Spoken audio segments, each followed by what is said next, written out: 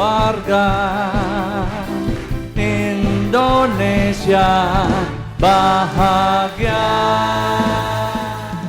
Selamat berjumpa dalam program Inspirasi Masa Pandemi. Nah, tema kita kali ini adalah pendidikan anak usia dini masa pandemi. Saya ditanya oleh banyak orang tua, ya Pak, anak saya usia dini, usia masuk playgroup atau usia masuk TK. Sebaiknya sekolah didaftarkan apa tidak ya Pak? Kan kalau didaftarkan pun akhirnya belajar di rumah. Nah, ngapain sekolah kalau belajar di rumah? Ya, mendingan dia gak usah daftar gitu ya. Jawaban saya demikian. Kalau Bapak Ibu dalam kondisi keuangan yang sulit ya, sehingga prioritasnya tentu adalah kebutuhan yang utama, kebutuhan primer, yaitu makan, minum harus ada ya. Kalau kebutuhan primernya sudah tercukupi, bahkan ada lebih, nah maka tentu pendidikan bisa diberi prioritas berikutnya. Ya, baju gak usah beli dulu dah, ya kan? Kita gak datang pesta ya, bajunya disirkulasi, yang dipakai itu lagi gak apa-apa gitu ya. Tapi pendidikan ini penting. Tapi kan belajarnya di rumah juga, itu dia. Bukan libur, tapi belajar di rumah. Nah, kalau anak tidak didaftarkan sekolah, lalu di rumah ngapain? Akhirnya tidak terkendali, tidak terprogram, tidak terstruktur. Akhirnya main gadget terus, nanti malah game adiktif, gadget adiktif. Dengan didaftarkan sekolah, maka akan ada tugas-tugas dari sekolah ya.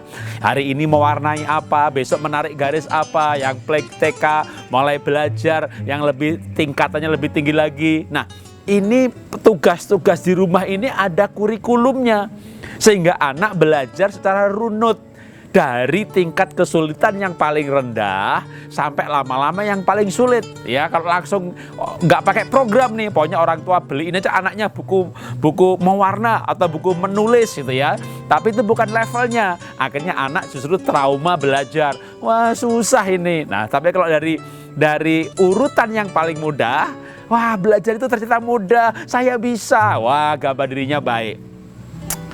Ingat bahwa pandemi ini membuat kita physical distancing.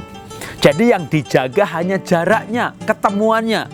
Bukan social distancing, hanya physical distancing. Nah, lewat sekolah mendaftar, lalu kegiatannya di rumah, anak-anak TK itu ternyata juga saya kagum loh. Manusia itu luar biasa, punya kemampuan adaptasi luar biasa. Makhluk hidup yang tidak bisa beradaptasi sudah punah, dinosaurus. Ya kan? Manusia nggak punah-punah sampai akhir zaman. Ketika pandemi mulai ada, lalu harus sekolah online. Wah, saya mulai mikir gimana nih cabang Happy Holy Kids yang ada di Papua. Wah, pemerintah pun juga cepat ya. Telkomsel, internetnya di daerah pedalaman, di kota-kota kecil Papua pun sekarang bisa cepat. Sehingga kalau dulu hanya lewat WA, ya tugas sekolahnya dikirim lewat WA, dipotret, dikirim. Sekarang udah bisa Zoom. Anak kecil-kecil, anak TK sudah bisa ikut Zoom. Ya awalnya dipandu, lama-lama diajari sehingga dia bisa bagaimana cara login. Nah, yang kebutuhan khusus, wah, guru-guru kami pengabdian luar biasa. Anak kebutuhan khusus dilayani pada malam hari karena yang kebutuhan khusus nunggu orang tuanya pulang untuk mendampingi membuka online-nya, gimana cara gabungnya, maka dilayani pada malam hari. Semuanya menyesuaikan diri. Guru menyesuaikan, orang tua menyesuaikan, muridnya menyesuaikan.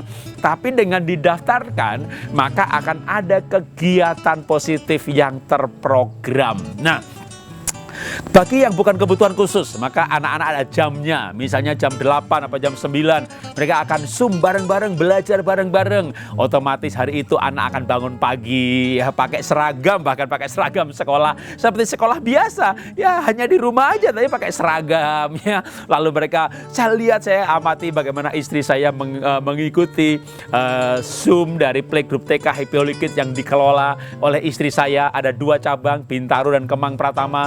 66 cabang lainnya itu franchise. Saya lihat anak-anak antusias, bagaimana mereka bertanya, bagaimana mereka waduh kayaknya nih anak-anak zaman sekarang ini kecil-kecil usia TK 5-6 tahun sudah webinar sekolah via Zoom. Maka saya tidak heran atau saya membayangkan bagaimana 10, 15, 20 tahun ke depan dunia ini akan sangat digital. Ada sisi positif yang saya bersyukur dengan pandemi ini. Digitalisasi yang dipercepat. Sekolah yang tadinya ogah-ogahan atau lembaga yang males untuk masuk dalam program digitalisasi dipaksa oleh keadaan dan melahirkan anak-anak sekarang yang tidak gagap secara teknologi. Orang tuanya tergagap-gagap, tapi karena keadaan ya akhirnya terpaksa menjadi bisa juga. Semuanya menyesuaikan diri. Nah, kembali kepada anak-anak yang tidak didaftarkan sekolah. Lalu seharian ngapain? Bangunnya siang, ya kan? Nggak ada kebutuhan bangun pagi, tidak ada disiplin, tidak ada pola hidup yang terbentuk. Lalu mau belajar apa? Tidak teratur. Bahkan khawatir, saya khawatir tidak belajar. Akhirnya hanya liatin YouTube, ya liatin film, main game. Waduh, malah bisa-bisa merusak kebiasaan yang selama ini sudah dibangun. Lewat sekolah yang terprogram, maka ada bimbingan belajar apa terprogram. Anak biasa bangun pagi juga, jadi bukan libur, tapi sekolah di rumah. Mereka bangun pada jam yang teratur, lalu ikut Zoom, ada tugas-tugas dari sekolah, bahkan sesama teman atau dengan gurunya. Mereka bisa ada kegiatan ekstra tambahan. Ada sore hari, ini kita mau rekaman, Zoom-nya direkam, nanti dimasukkan di YouTube ya. Nanti sore mandi dandan, kita akan menyanyi bersama. Waduh, kegiatannya makin kreatif. Nah, keadaan ini membuat anak-anak kreatif, membuat guru kreatif, membuat orang tua kreatif. Memang awalnya stres. Siapa yang tidak stres? Pandemi tidak dirancang, tidak diumumkan, tidak dipersiapkan. Namanya pandemi tiba-tiba datang jeger. Bahkan awalnya kita percaya atau kita berkata, bahkan menteri pun berkata, semua orang juga berkata, Indonesia gak akan kena dah kayak dulu. Waktu flu burung, waktu SARS, Indonesia juga oke-oke aja. Tiba-tiba ternyata COVID masuk Indonesia. Bahkan hari ini, saat taping ini diambil, bulan Oktober, ribuan bertambah setiap hari, 3.000, 4.000. Wow, artinya ini keadaan seperti ini jangan-jangan masih lama. Karena itu kita harus beradaptasi kebiasaan baru, termasuk adaptasi di dalam pembelajaran, termasuk juga pembelajaran untuk anak dan anak usia dini. Kecuali Anda punya masalah ekonomi sehingga sanggup untuk membayar, coba hubungi sekolah, minta diskon. Tapi yang penting anak saya bisa sekolah. Tapi kalau Anda mampu, ya bayarlah, karena gurunya juga perlu digaji, internet di sekolah juga perlu digaji. Mereka bukannya operasionalnya lebih murah karena harus mempersiapkan bahannya, mempersiapkan alat peraganya, bayar internetnya, semuanya hari ini mengalami biaya yang bertambah walaupun ada di rumah. Tapi semuanya bisa dibicarakan. Bahkan ketika ada anak yang kebutuhan khusus tadi saya bilang, maka dilayani pada malam hari ketika orang tuanya sudah bisa mendampingi. Jadi ini emang semuanya membutuhkan pengorbanan bagi setiap kita. Membutuhkan penyesuaian dari setiap kita. Kita harus menyesuaikan diri dengan keadaan ini.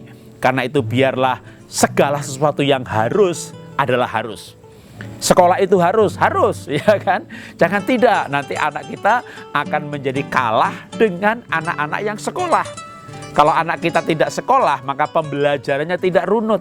Maka menurut saya yang harus, tetap harus. Beribadah harus, tapi tidak ke gereja. Beribadah di rumah. Bekerja harus, tapi tidak ke kantor. Bekerja di rumah. Kecuali daerahnya sudah hijau, pemerintah setempat sudah mengizinkan untuk kantor dibuka, tapi dengan protokol kesehatan. Artinya apa? Sama, semuanya mengalami adaptasi kebiasaan baru. Nah, kembali kepada pendidikan anak usia dini.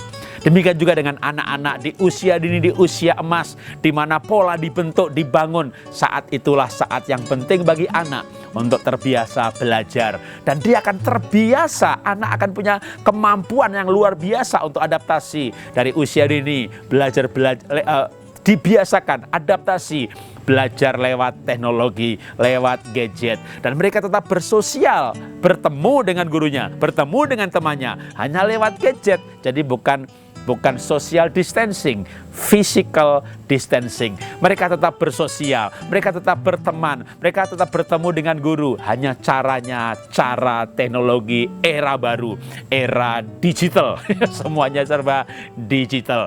Karena memang makin hari, makin ke depan, dunia akan makin digital. Kalau anak-anak kita sudah terbiasa dengan kehidupan digital, mereka akan sanggup menghadapi kehidupan digital pada masa yang akan datang, bahkan menjadi pemenang untuk generasinya. Tuhan memberkati. Warga Indonesia bahagia.